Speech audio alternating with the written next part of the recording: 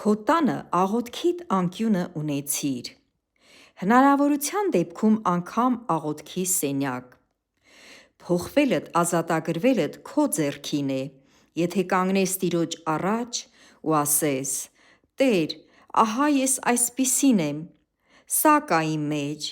սա էլ կա, էն էլ կա»,